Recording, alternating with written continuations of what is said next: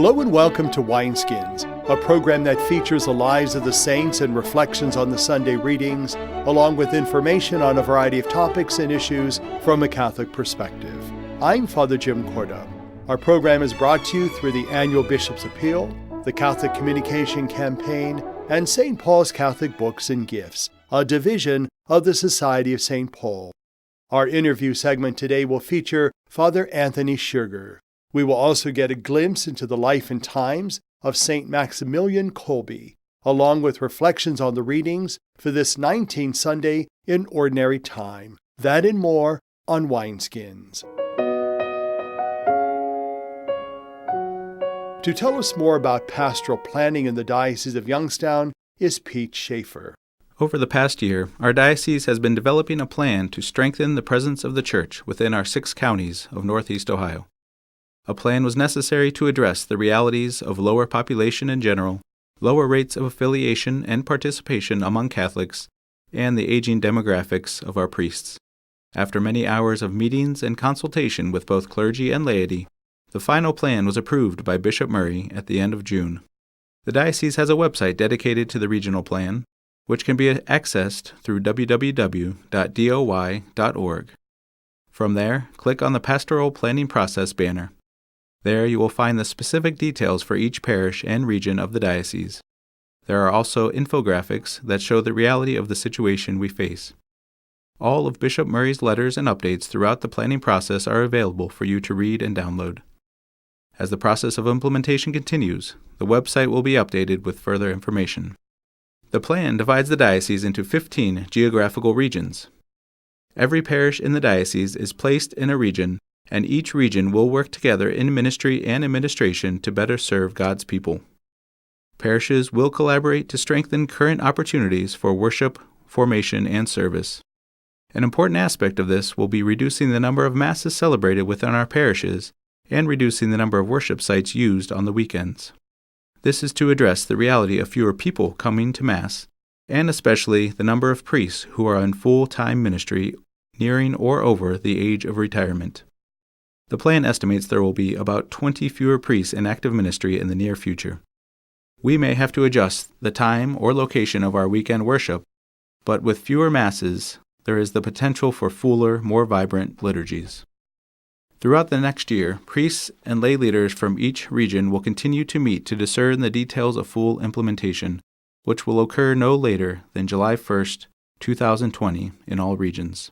From now until then, there is still much work to be done, and your prayers and participation in the process is vitally important to continue our tradition of vibrant communities of faith.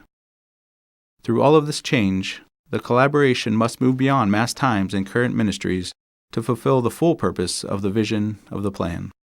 The reality of the situation calls for initiatives to reverse the trend of lower Mass participation and participation within our parishes over the last generation. Rather than only focusing inward on our programs and waiting for people to come to us, we must do as Pope Francis asks and become a missionary church. Each person and each region of parishes must find new ways to reach out to Catholics who are no longer practicing and to people in the community who do not know Christ. We are called to share the gift we have received. This plan will create change. But as Bishop Murray stated in the letter that announced the regional plan, change is difficult. Nonetheless, there are positive changes, indeed necessary changes, such as when we leave home to go to college, when we marry, enter religious life or are ordained to the priesthood, or when we retire and begin a new chapter in our lives. We always need to leave some old ways behind in order to improve. Our goal is to live and move and have our being in a vibrant church. May we all work together, clergy and laity, to make the plan a reality to the greater honor and glory of God. For Wineskins, I'm Pete Schafer. St. Maximilian Kolbe was a priest martyred at Auschwitz. To tell us more is Alaina Chepke. She is from St. Joseph Church in Austintown. This heroic Franciscan died in Auschwitz in Poland at the hands of the Nazis on August 14, 1941, and was canonized as a martyr by St. Pope John Paul II in 1982. Born in a little town in Poland and given the name Raymond at baptism, he entered the conventual Franciscans in 1907 and received the name Maximilian. He studied philosophy and theology in Rome and received academic degrees. He was ordained a priest in 1919. Because of his great devotion to the Blessed Virgin, he added the name Mary to Maximilian when he made solemn profession in 1914. He was convinced that the Church was entering upon a Marian era, and he founded the Militia of the Immaculate, whose members were called Knights of the Immaculate. He constructed an entire city which he called the City of the Immaculate. As a missionary in Japan, he constructed a similar city near Nagasaki in 1930. He returned to Poland, and in 1939, the Gestapo took over his City of the Immaculate and turned it into a concentration camp. Arrested in 1941, he was sentenced to the labor camp at Auschwitz. When, as a punishment for the escape of a prisoner, a group of 9 prisoners were condemned to death, Maximilian voluntarily stepped forward and offered to take the place of a married man who had a family. He died of starvation on the eve of the Feast of the Assumption at the age of 47. His body was cremated together with the other 8 corpses. The prayers of the Mass emphasize the characteristics of this martyr of fraternal charity. The opening prayer begins with the statement, "God, you have given to the Church and the world Saint Maximilian, ardent in his love for the Immaculate Virgin and totally dedicated to his apostolic mission and to the heroic service of his neighbor." The reference to Saint Maximilian's Marian devotion and apostolate shows that he was striving not only to defend the faith and to contribute to the salvation of souls, but also to win one soul after the other for the Immaculate Virgin. This he did by using all the communications media at his disposal: publications, radio, theater, and cinema. He always said, "Hatred is not a creative force. Only love is a creative power." He said to the commander of the camp at Auschwitz, "I am a Catholic priest, and I am old. I want to take his place because he has a wife and children." After 2 weeks of starvation, an injection of carbolic acid ended the life of Maximilian. He was found sitting against the wall, his face radiant and his open eyes fixed on a certain point. As one person reported, it was as if his entire body was caught up in ecstasy. As early as 1920, Maximilian had written, "I must become a saint as soon as possible." He had also said, "Sanctity is not a luxury, but a simple duty. It is one of Christ's first principles. Be perfect as your heavenly Father is perfect." This same doctrine was proclaimed by the Second Vatican Council in its document on the Church. Saint Maximilian's Franciscan spirit of love and apostolic service, accompanied by his intense devotion to Mary, remind us today that whatever our state in life, we can, through the intercession of Mary Immaculate, combine an intense active life with a deep interior life of prayer. For Wineskins, I'm Alaina Chepke. I'm talking with Father Anthony Schuerger from the Diocese of Cleveland. Father Tony, I think I'd like us to pick up where we stopped, and that is to talk a little bit more and briefly, though, about stories, about why it's important to continue to tell our story. Stories are important not just in terms of who you are, but also because stories give meaning and help us to remember where we've come from. And there are lessons that remembering your stories and remembering where you come from have to help us not just remember and honor the past, but it helps us for today. Good example right now that is very much in the mind of people today is the whole question of immigration in this country. Well, the reality is every single human being in the Americas came from someplace else originally. Even the people we call American Indians are really the original inhabitants. They came from Asia. And the Church in the United States is an immigrant church. And one of the phenomenon, the dynamics of our dioceses is we have people from many different countries and many different nations. And one of the challenges that the church has always faced, and those immigrants face, is part of the debate today. What does it mean to be American? How do you become American? How do you be recognized and accepted as American? How important is it for the church to help people to do that? And so that was part of the gift of the parishes, was to help these immigrants both celebrate and live their faith, to feel at home in a different land, in a different culture, in a different society, but also then to learn and to become Americanized and become Americans. It was part of the gift of the school system, it was part of the gift of the parishes. And at the same time, to be able to be part of a faith community with a language that they knew, with a culture that they knew, with devotions and prayers that they knew, and at the same time to be part of the larger church community.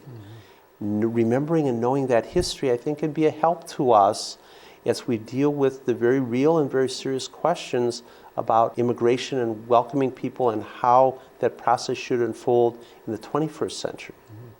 Let's talk a little bit about your particular parish, your pastor of St. Malachy's.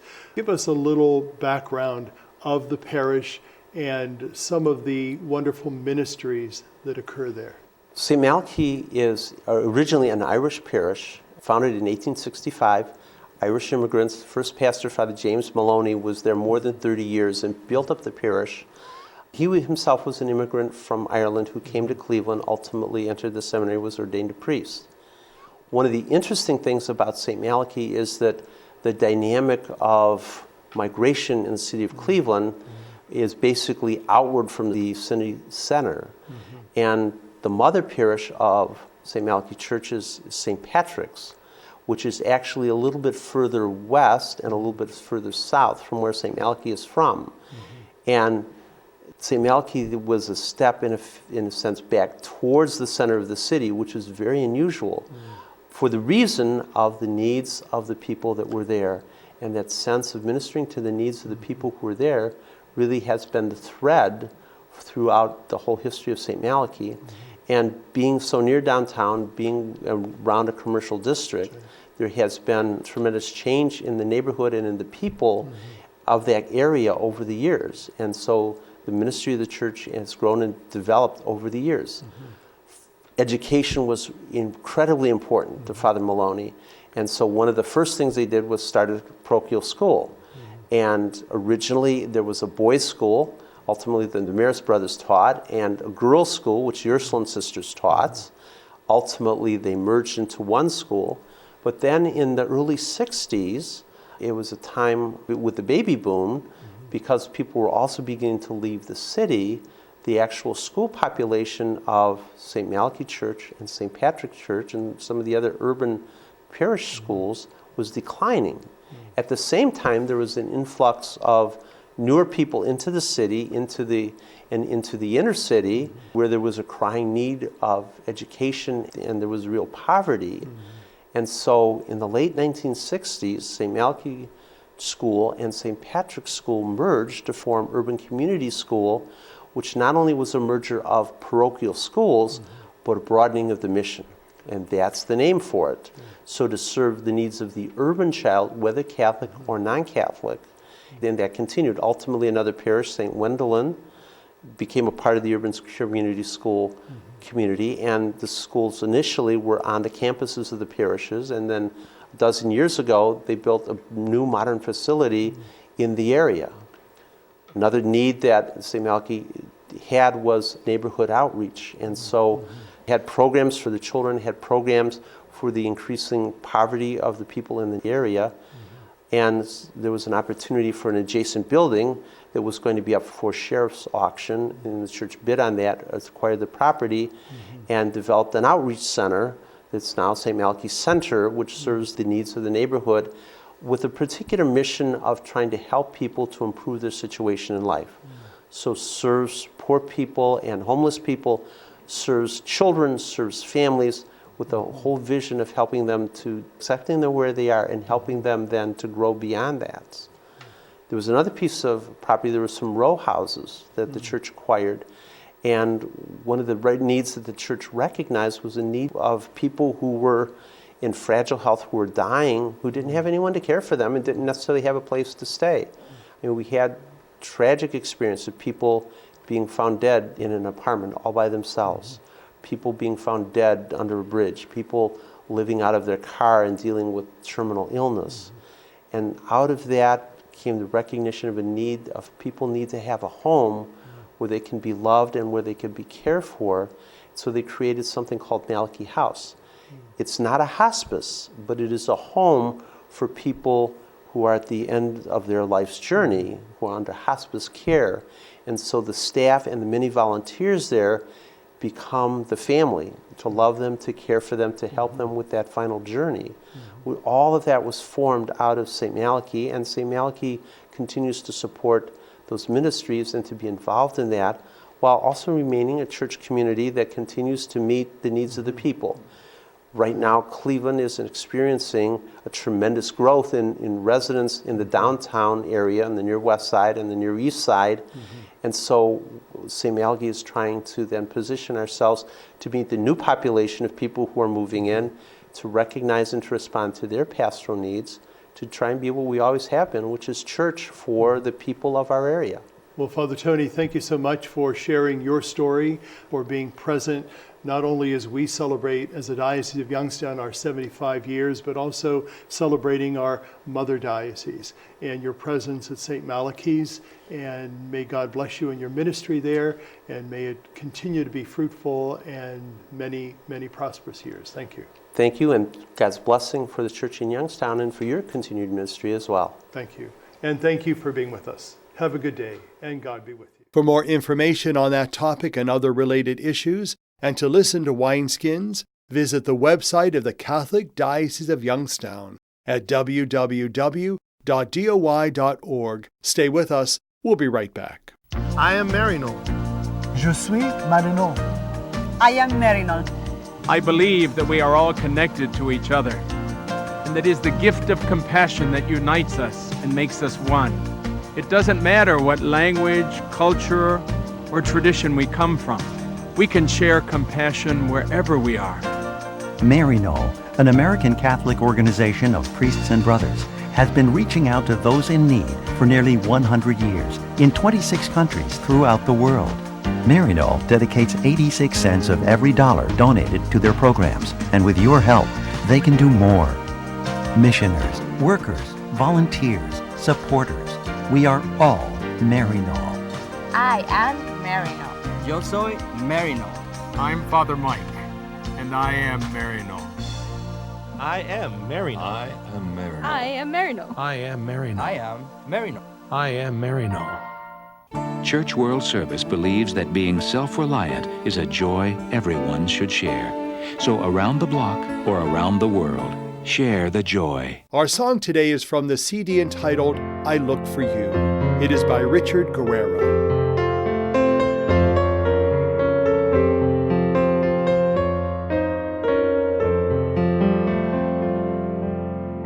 Ave Maria, gratia plena, Dominus tecum, benedicta tu in mulieribus. Ave Maria, gratia plena, et benedictus fructus ventris tui, Iesus. Sancta Maria, Mater Dei, ora pro nobis peccatoribus, nunc et in hora mortis nostrae.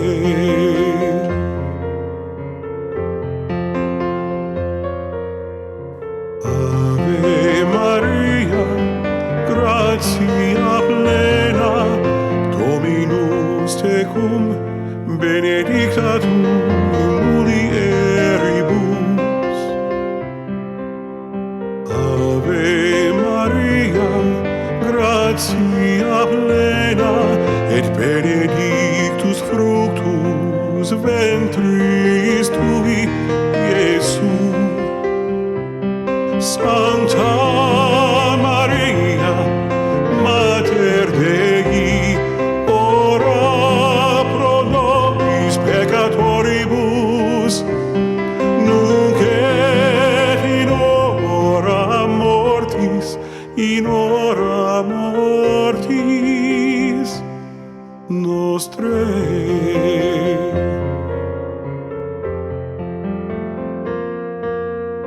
Ave Maria,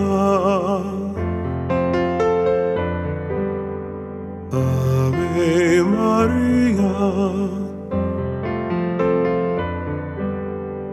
Ave Maria,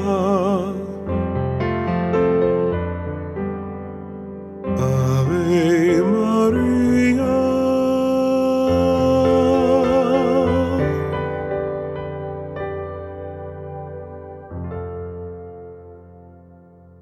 Our scripture reflection for this 19th Sunday in Ordinary Time will be done by Father Ray Thomas. He is pastor of Our Lady of Peace Church in Ashtabula. Faith is the realization of what is hoped for and evidence of the things not seen. Because of it, the ancients were well attested. Hebrews 11, verse 1. We hear about faith in this Sunday's readings. There is an ancient Hindu proverb that says, "A person consists of his faith. Whatever his faith, even so he is." Also, Richard Guerra speaks about faith, and he uses baseball to speak of faith. He says, "Faith is so rare, and religion is so common because no one wants to live between first base and second base. Faith is the in-between space where you're not sure you'll make it to second base. You've let go of one thing and haven't yet latched on to another. Most of us choose the security of first base," he says. And in the letter to the Hebrews, we hear about Abraham's faith when he was called to go out to a place, not knowing where he was to go. There is a story, a rabbi story, that he tells to a student that also teaches us about faith as reflected in the life of Rebekah, who was to marry Isaac, Abraham's son. She also, like Abraham, was being taken to an unknown place to be his bride. Here is that story. "Come," said the rabbi, "let's go for a camel ride." "To where?" I asked. "Oh, nowhere in particular," he said, "just for a ride." So we embarked on a desert journey to nowhere in a particular. It was late afternoon when we began. We rode parallel to each other, slow enough and close enough to be able to carry on a continuous conversation. Many journeys in the Bible were made with camels. So it was with Rebekah when she said yes to marrying Isaac. Abraham's servant immediately prepared to take her and her maidens on a long journey through the Middle Eastern desert. That was the mission for which he had been sent, to find a bride for Isaac and bring her back to the groom. Imagine seeing it. A caravan of camels carrying on their backs a bride, her maidens, and all their possessions across the desert landscape. Rebekah was being led by a man she had never seen before, a stranger, the servant of Abraham. She was in his care. She was now his responsibility. He was her guardian for the journey. It was his responsibility to bring her safely through the desert and home to the tents of Abraham. Only he knew the way. Rebekah had no idea. So what did she have to do? She just had to trust. Trust his intentions, his knowledge, his leading, and his commitment to bring her where she had to go. And she had to let him bring her there. Now let's open up the mystery, the rabbi said. Rebekah represents the bride, and Abraham's servant, the servant of the father, represents the Holy Spirit, and the servant's mission is to bring the bride to the bridegroom. Thus, it is the Spirit's mission and responsibility to lead you, to keep you, to protect you, to guard against your going off the path, and to bring you safely home. And since He alone knows the way, what must you do? Trust Him to lead me where I need to go, and let Him lead. Yes, said the teacher, the bride must be guided by the leading of the Spirit every day of her life. Each day she must let Him lead her and go where He leads. She doesn't need to know every detail of the journey or the path. She just needs to know Him who journeys with her and to allow herself to be moved by His moving. And as she stays close to Him and goes as He leads, she will end up dwelling in the tents of the Father. Jesus recommends the same quality of faith to us. In Luke's Gospel, Jesus proposes that faith should dispel fear. It should foster a depth of trust in God that will move us to let go of our material possessions in order to acquire inexhaustible treasure in heaven. For Wineskins, I'm Father Raymond Thomas. Be on guard, therefore, the Bible says. The Son of God will come when we least expect Him. The best way to be ready and prepared is doing our ordinary job faithfully and well. Wineskins is made possible by the annual Bishop's Appeal, the Catholic Communication Campaign, and St. Paul's Catholic Books and Gifts. Wineskins is produced by CTNY, the Catholic Telecommunications Network of Youngstown. I'm Father Jim Korda, thanking you for being with us. Have a blessed Sunday.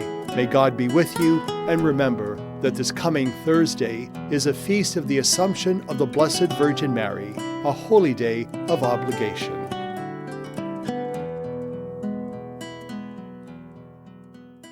What have you done for your marriage today? I gave my wife a hug this morning. I told her I love her. I did her hair this morning. I think it looks pretty good. I cooked my husband's favorite breakfast. I bought her an orchid. What have I done for my marriage today? I sent my husband a love email. I read the newspaper to my wife, and it cracked her up. But she's still laughing. What have you done for your marriage today? Make a change for the better. Need help?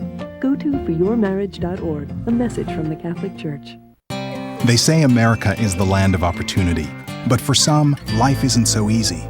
Right now in America, 1 in 6 children lives below the poverty line. That's nearly 13 million children of all races, all across our country. Where do you draw the line and get involved? You can make a difference in more ways than you think. Go to povertyusa.org today, because 1 in 6 children in poverty is one too many. A message from the Catholic Campaign for Human Development.